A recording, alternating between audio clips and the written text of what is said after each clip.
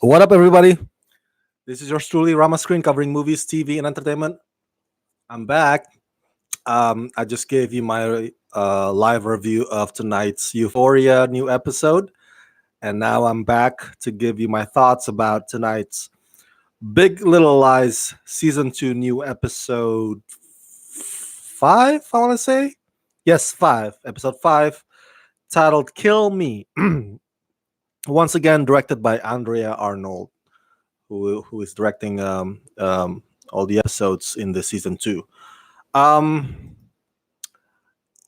is it wrong of me to say that now every Sunday night, instead of like anticipating Big Little Lies, I'm actually anticipating I'm actually anticipating what comes after that, which is Euphoria, a lot more.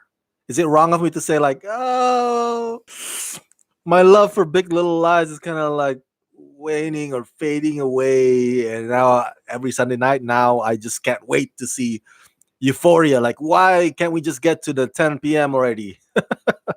Why do we have to go through the 9 p.m. first? I know, it's terrible. We gotta show Big Little Lies some loving too, right? um, so heads up, there will be spoilers in this video review, but I'll make it short and snappy here. Let's get through the storyline that I want to cover or I want to break down, which has to do with the title of the episode. Because you might wonder, like, why kill me? Well, let me tell you why kill me. So as you know, Bonnie's mother, I believe her name is Liz. She had a stroke, so she's been hospitalized. And in this episode tonight, we, the audience, find out more about Bonnie's upbringing, and turns out it's not a fully happy one. Let's just put it that way. Basically, her mom, when she was a kid, was a bit abusive to Bonnie. Now, not sexually abusive or anything, her mom didn't throw her across the room, but she was really, really tough. Like, at one point, there's a flashback of little Bonnie, you know, drawing shit on the paper, coloring stuff, and the mother just like kind of kicked the table. So I think this mother, Elizabeth, years ago when Bonnie was growing up, Liz had some sort of issues, man, anger issues, impatient probably, but shown through the flashes, because you know how Big Little Lies deals with flashbacks. It doesn't. The show doesn't. The show doesn't deal with like big chunks of flashbacks. It only gives you glimpses of it, and so that's what we got from Bonnie's backstory, like flashes, really quick, right? And through those flashes, we put together at least the pieces of like, and we understood. Oh, her mom wasn't all that great to her, and at one point in tonight's episode, um, she confronted her dad. She confronted her dad, Martin. Like, hey, where were you? Like, yeah, you tried to, be kumbaya about it, but you didn't really protect me. And later on in the episode tonight, Martin, her dad, sort of like, so he after being confronted by that, he pushed back later on, and he said, "Hey, what I did was try to protect you. But that's the only way. That's the only way I knew how to do it." Um, and when he was saying all that stuff, my reaction was like, dude, please, just don't say another word, man. Because if the word that comes out of your mouth right at this point is not "I'm sorry, I should have been a better dad," or "I should have protected you," I'm sorry that I made you feel this way. If those words don't come out of your mouth at this point, then you're just digging your own grave. What you're saying right now is just excuse. He's like, oh, what I did.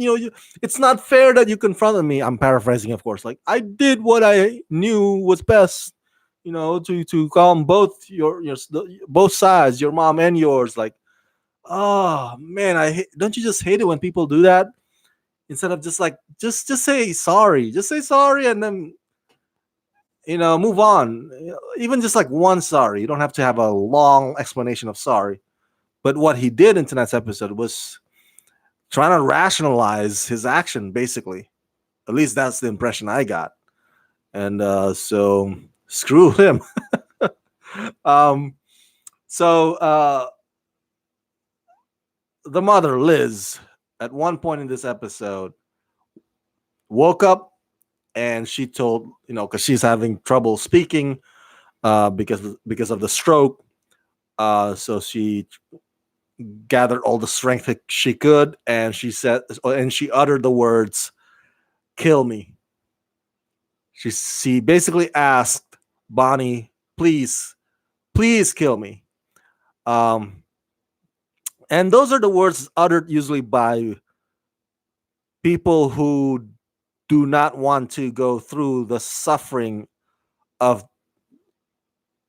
the sickness, that lie days and weeks and years ahead because of that sickness. You know, um, but the way it's said, though, it pierces through. It's like a, it's like somebody asking me, like, just get a shotgun and shoot me like I'm a freaking horse, like I'm a freaking wounded horse on the field. Just shoot me, put me out of my misery. You know, that's what it sounded like. It sounded so blunt and harsh, as opposed to, like, when patients would ask for assisted suicide or whatnot. Usually that went through some sort of reckoning and acceptance process, but she was like, "Kill me." And it reminded me of that internet meme, or an internet meme, not the internet meme, an internet meme that always gets created whenever you see creation, I don't know, claymation or some art stuff that looks so shitty, and then you close up on, or zoom in on that artwork or creation, and then you put a caption, "Kill me." Kind of like that character from the movie Toy Story 4, Spork or Fork. It looks so messed up. Um, you would put a caption on that, "Kill me." But back to series, back to Bonnie, and so that was the storyline in tonight's episode. Um, that the title of tonight's episode, you know, takes itself out of, like, oh, because that's the line that's gonna really shook the audience, and it did, at least for me. I was like, I did not expect the mom to say "kill me," especially in that tone. Um, wow. The next one I want to discuss is Renata. Renata had this moment in tonight's episode with Mary Louise. Mary Louise came to Renata's house, and Mary Louise noticed that the furnitures were gone. Obviously, because, as you know, Renata and her husband are going through bankruptcy because of what her husband did. And so, of course, they probably had to sell the furnitures. And man, that exchange, that conversation is so wow. You know, it's yet another evidence of Mary Louise sharp tongue spiciness. Like she that's the thing I love about Mary Louise, the character Mary Louise, and the way Meryl Streep plays her, and she plays this character like so perfectly. In that Mary Louise knows how to compliment you while insulting you at the same time. Like that's an art. Okay. Not a lot of people can pull that off with such finesse, but Mary Louise could. And tonight, she said to Renata, as like, she complimented, like, "Oh, you seem like a nice person, or you look, you do well for yourself. This is such a big house." And at the same time, she's like, "Where are the furniture?" She kept saying that. She kept kind of like pushing that button. Wow, look at you, have a big house but no furnitures. Oh my god. And that you could tell that goes under the skin of Renata, because Renata really prides herself as a rich woman, and to be um, spoken to like that by Mary Louise, especially in that tone. Oh man. That was probably my favorite scene in tonight's episode. So good, so good. Later on, Renata try to comfort, or try to assure, I should say, her daughter Amabel, because Amabel's, she's a smart girl, right? She notices things, and she's like, "Oh, are we going poor?" It's like, "No, no, money's not everything," Renata says. And then she pauses. It's like, "Well, it's kind of everything, but." You could tell that took a lot out of Renata to say money isn't everything. Like, oh, to utter that, like, because she has lived all her life with the idea that money rules all. Like, if you have money, then you are somebody. And so for her to say those words to her daughters, like, "Oh, money isn't everything. Oh God, I can't believe I just said that. Oh, I'm sorry. I meant to say money is kind of everything, but hey, we still have each other. You want to go swimming in the pool with me?" I'm sure that was so difficult for Renata to say.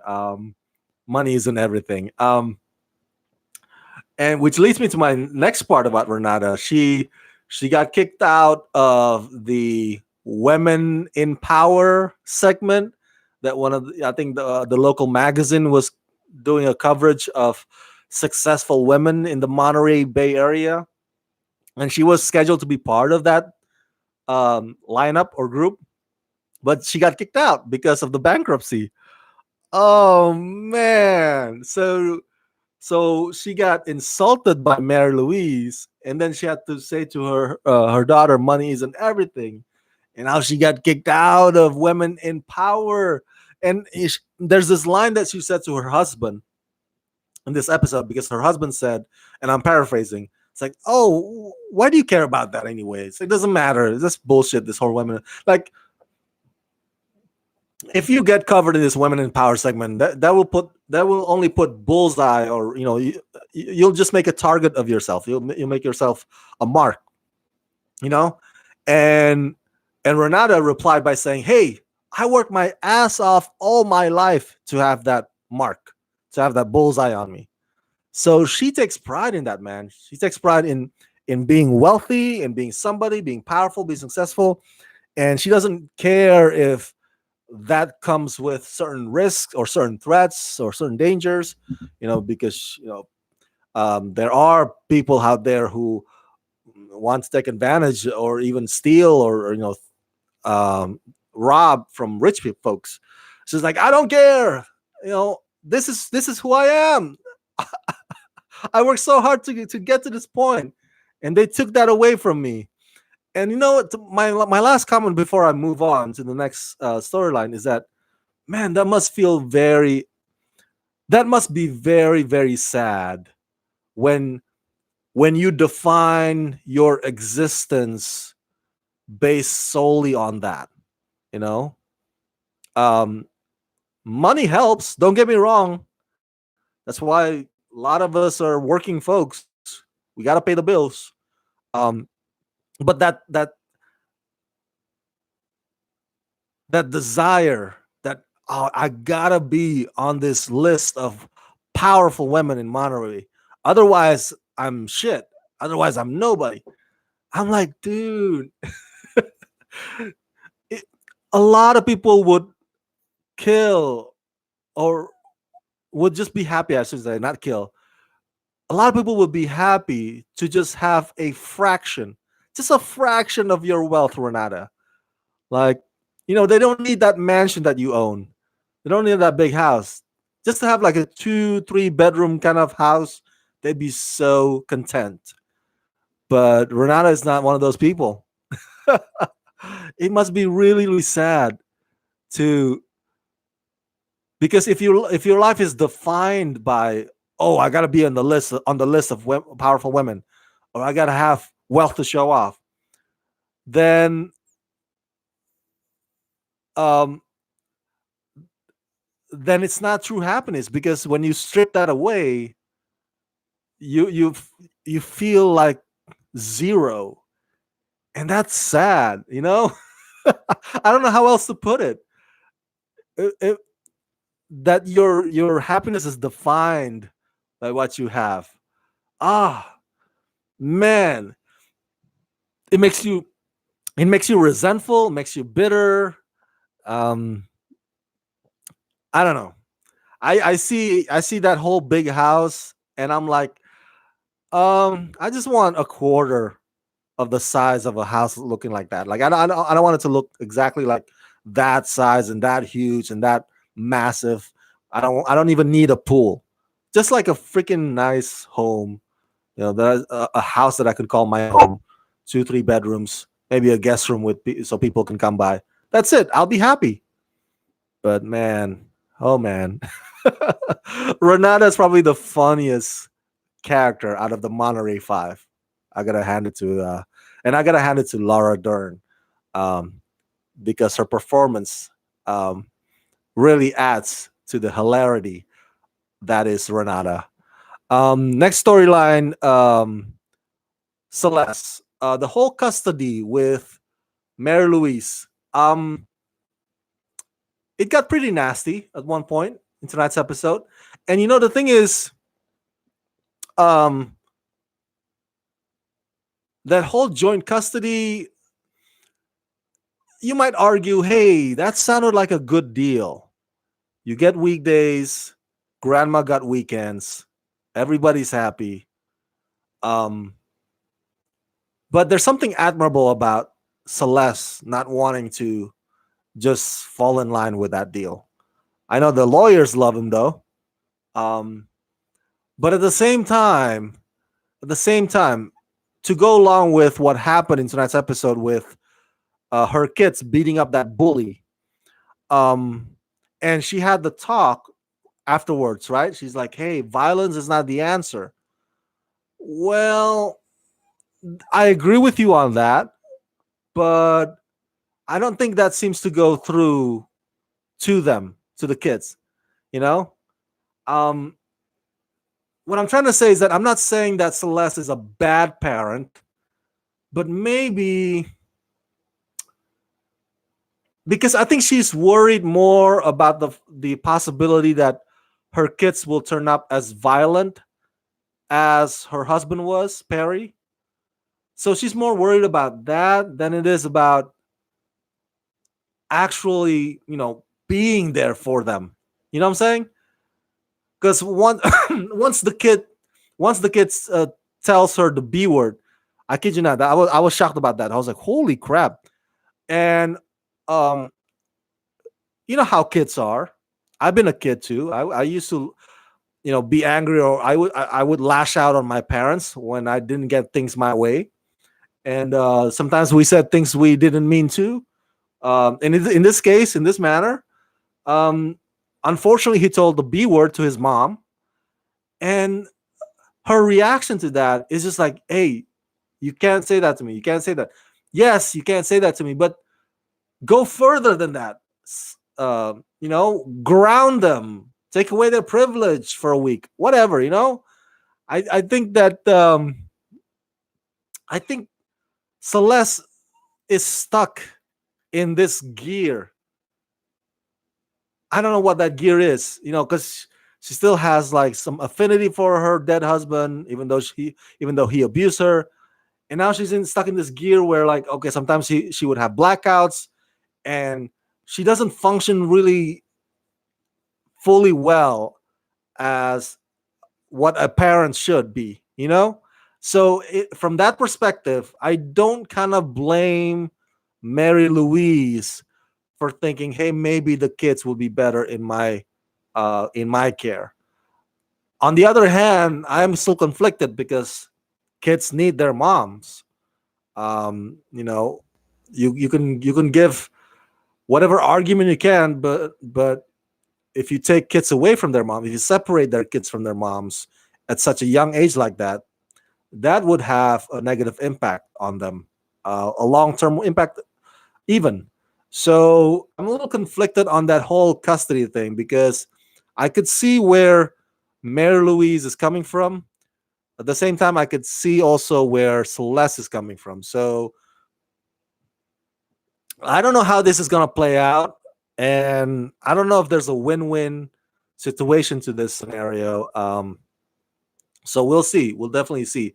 As far as the beating up the bully thing, though, I got to hand it to those two boys for standing up for their brother, their now brother Ziggy. Um, of course, we should not condone violence in any way, but at the same time, come on. You gotta admit that bully was a jerk. That bully was an asshole. To say those words about, to call, oh, you're a rapist son to Ziggy. That's uncalled for. Okay, if there's one kid that deserved a beating at that very moment, it's him. So um, it's not cool that he got beaten, but is there a part of me that kind of like, huh, that kid got it coming? Yeah, there's a part of me that says that. um, and lastly, oh no, let's talk about Maddie real quick. Maddie and Ed, very paper thin storyline in this episode, and that's fine because I think they had a big chunk in last week's episode, especially with the aftermath of the revelation that Maddie had an affair and Ed found out about it. So in tonight's episode, there's not much going on for them, and that's okay. I'm sure there'll be more of their storyline in the next week's or subsequent episodes. Um, but by the end of tonight's episode, Ed seemed to be tempted by this one lady, hot lady, by the way, in the bar. And it seems that the lady was with another man too. I don't know if I don't know if she was suggesting a threesome or a three-way there, or maybe having sex, her having sex with Ed and then the other man watches. That'd be like the kinkiest shit. But something's about to go down. But we didn't get to see. It cuts to the closing credits. We didn't get to see whether or not Ed agreed to it, whether or not Ed said yes to that tempting offer, I should say. But there is one point prior to that where they went to this cookie little hippie, you know, group therapy, whatever you want to call it. It's so dumb. They hug each other and whatnot. But at one point they pulled over and they had a conversation, and Ed, you know, laid it out all on the table, right? It's like, hey, I'm still not over being angry at you for having an affair, and and Maddie could all. I think Maddie at that point handled it really well because she said, she was very sincere about it. She was, you can tell she's very sad. Obviously, she still had like memories of having sex with that other guy. Maybe she, you know, was, I don't know, she was missing at least the sexual fantasy of it. Um, but at that moment in the car with Ed, I think she was sincere. I think, when she said, I'm paraphrasing, of course, she said along the lines of, I just want to be married with you, happily married with you. You know, what I had with that guy, the one that I had an affair with, that's nothing. What I had with Nate, in my previous marriage, I mean, that was that was even barely a marriage. But you, I want to be with you, and I'm willing to do whatever it takes. I'll do it, she said, and I think she was very remorseful and sincere about that. I don't see any fakeness or agenda behind it. I think she was, and no, that line was pretty powerful. I just wanted to be, I just wanted to be married with you, happily married with you, she said. And but we'll see. Now it's Ed that got tempted, so that's gonna be really interesting to see how he responds to that whole encounter at the bar. All right. Lastly, before I conclude my review here about Jane Chapman, there's not much to say about Jane Chapman as well. It's still another round of um, her new boyfriend, played by Douglas Smith. What is his name? I can't think of his name here. Well, anyway, um, they were about to have sex, and she still felt trauma from being raped by Perry, and she's like, so she wasn't able to actually be fully physical with him, this new boyfriend of hers, and that's fine. Again, the same response that I gave you in last week's episode when another um, something like that also happened. Where she kind of recoiled. She she was all she's only ever been with Perry. That's the only man she's ever been with. So and that one only moment in time was violent. She was raped. So totally understandable. The whole PTSD thing. And I think kudos to Douglas Smith's character, um, Jane's new boyfriend, for being patient with her. And lastly, I just want to also comment on the fact that there's another meeting of the Monterey Five. I love how they have these little meetings whenever something comes up that would threaten, or like that would potentially um, uncover their lies, or potentially bring the truth out to the light, about what actually happened to Perry. And so they had another meeting in this episode, and it's like, oh, we got to get our stories straight, because Celeste might get put under oath, and the rest of them, because they're close friends of hers, in this custody battle, might even be put to the stand to also testify. And I think they're already past that. I don't know. I don't know why they're afraid of lying under oath when they're already lying to the police. I mean, you already crossed that line. You already crossed that line, ladies. It's like, really, you're gonna be scared of perjury now? So that kind of cracks me up a little bit. But I like their little Avengers, meet up. Like trying to assure each other, trying to make each other's story, on the same page. And but by the end of this episode, we see Bonnie approaching the police station. So you never know. I think that's the one that's left hanging now. Whether or not Ed would say yes to that temptress lady at the bar, and whether or not Bonnie would confess to the cops at the police station, that she's the one that pushed Perry. Um, but I think if she were to confess, then she would bring everybody down with her, because again, everybody lied to the law enforcement in the interrogation room that night. So it's not like if she confessed, then everybody will be off the hook. You know, it's like, oh, just jail me, just arrest me. These ladies, they got nothing to do with it. No, but they lied. You can't lie to law enforcement. Their statement is on the record. Um, That's their testimony, and they're gonna have to pay for that too. So I don't know. I don't know. We'll see. On one hand, it's good that Bonnie's conscience now is leading her to those steps of the police station. But on the other hand, um, she's gonna bring everybody down with her, and that's not gonna bode well with the rest of the Monterey Five, with the rest of the ladies, and they might turn on her.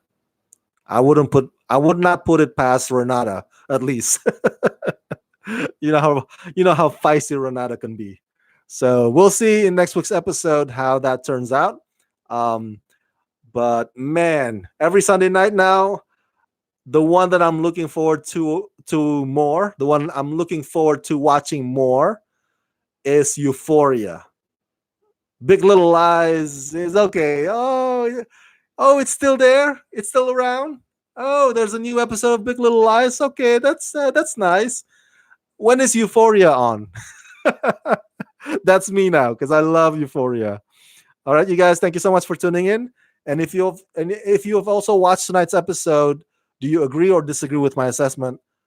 Let me know your thoughts about tonight's episode in the comment section down below. And as always, subscribe to my channel, press that like button, ring that bell, and if you can help support this channel, please do so at patreon.com/ramascreen. That's patreon.com/ramascreen. Let's rock this.